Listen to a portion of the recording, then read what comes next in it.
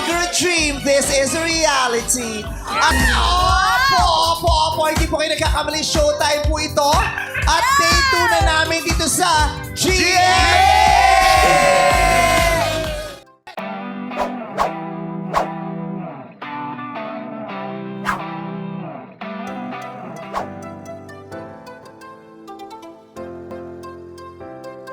What's up madlang people? Noong Sabado naganap ang isang historical event sa telebisyon, kung saan ang dalawang pinakamalaking network ng bansa ay nagsanib puwersa para sa pagbubukas ng pinto ng GMA7 sa It's Showtime. 2 araw na nga itong nakakalipas ngunit patuloy pa rin itong nagti-trending sa social media. Umabot nga ito sa 250,000 views nationwide noong Sabado.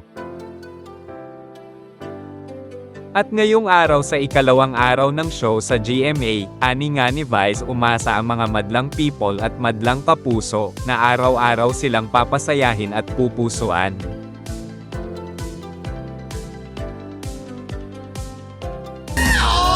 Opo, hindi po kayo nagkakamali, showtime po ito. At day 2 na namin dito sa GMA! This is no longer a dream, this is a reality. At busog na busog kami sa pagmamahal at suporta na... Samantala, abangan nating mamayang alas 5:35 ng hapon, ang uncut episode na guesting ng It's Showtime host sa Family Feud.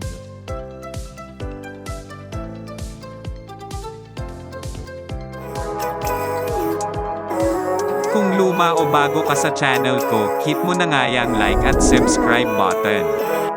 Kita-kits next video.